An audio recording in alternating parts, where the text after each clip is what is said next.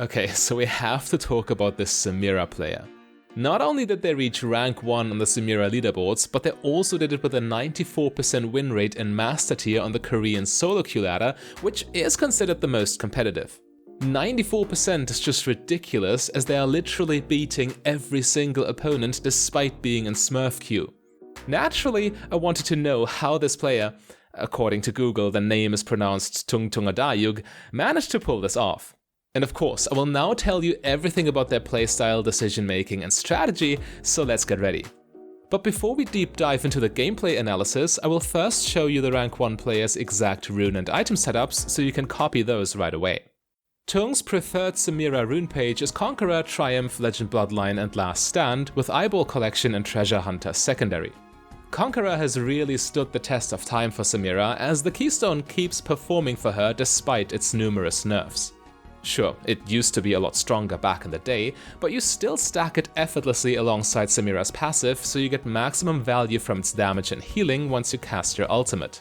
And healing is truly one of the most important aspects when it comes to playing Samira, because unlike more traditional marksmen, Samira cannot play from max range. She has to go in and will take lots of damage in the process, which is also why you want the rune Triumph and especially the rune Legend Bloodline.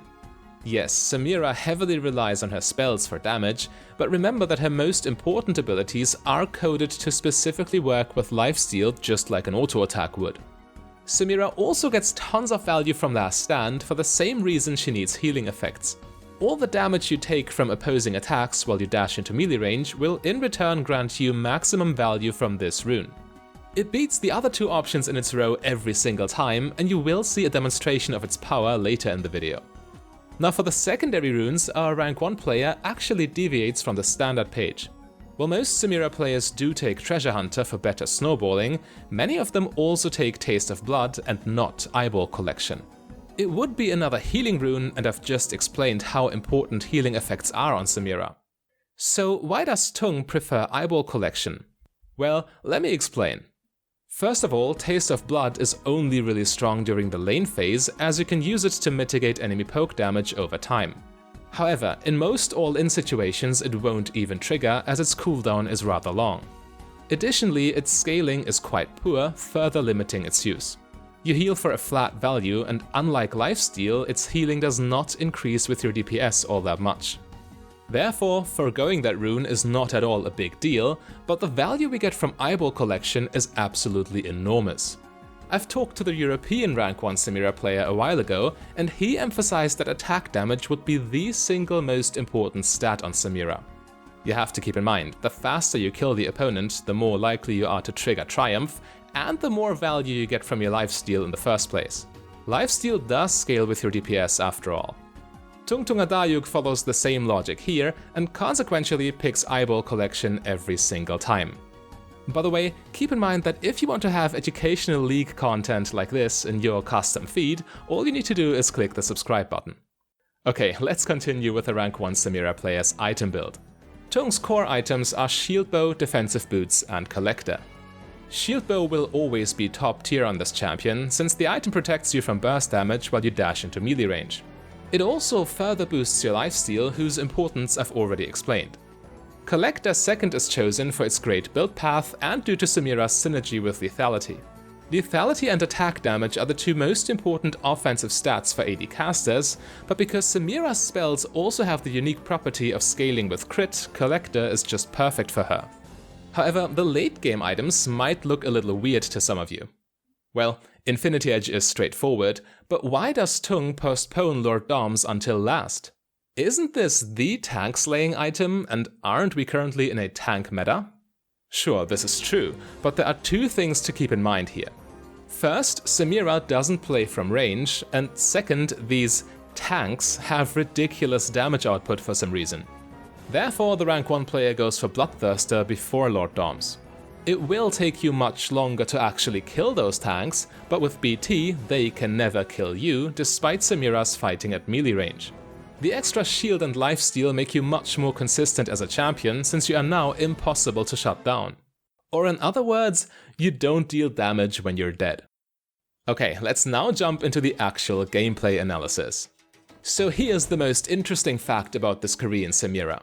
More than 90% of Samira players start with a point in Q level 1, but the rank 1 player always spends the first skill point on Samira's E spell. And level 1 invades are naturally a good showcase of its power.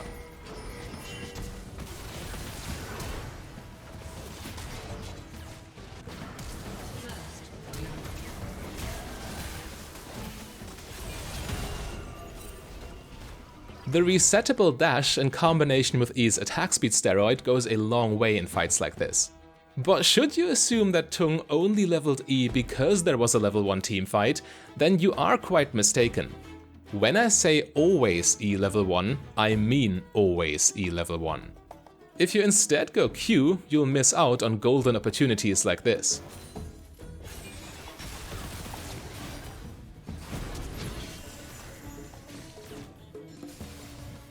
With Q, nothing would have happened, but with E, you just got Lux's flash and her health total. Samira knows that a Lux without flash is a really easy target, so she now continues by holding the minions just outside her tower.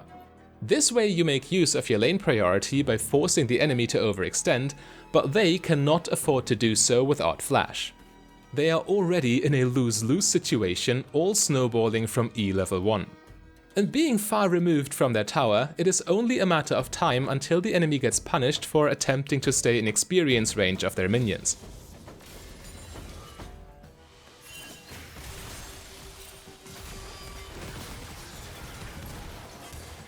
Without flash, a champion like Lux has absolutely no chance here.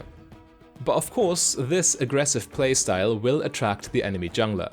Should that happen, the rank 1 player never backs down, but instead fully commits to the all-in. Even if you die, you still are very likely to trade 1 for 1, which would ultimately favor you.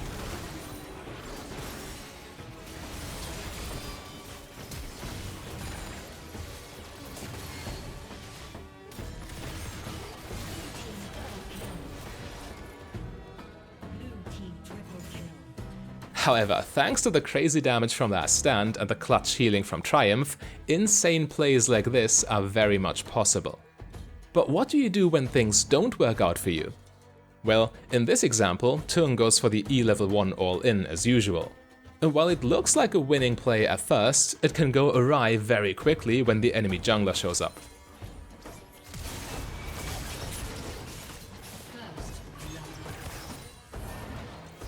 No kill for Samira, but 2 kills for Set and Xayah respectively. Disaster.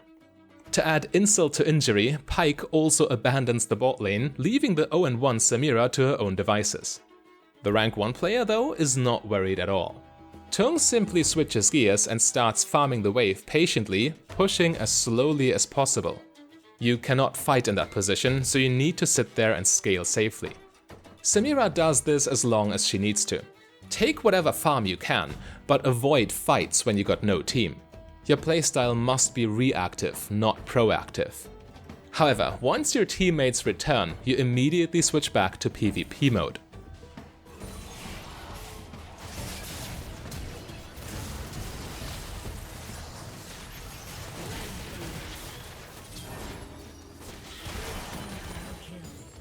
Even when you're behind, Samira's follow-up potential in fights is still enormous. And once lane phase is over, the same concept applies. The rank 1 player is still slightly behind in this game, so patience is key. You safely catch waves crashing into you, so you stay as strong as possible with gold and levels. But when your team is in position to fight, you always join, no matter how far behind you might be. Pay close attention to Samira's positioning in this one.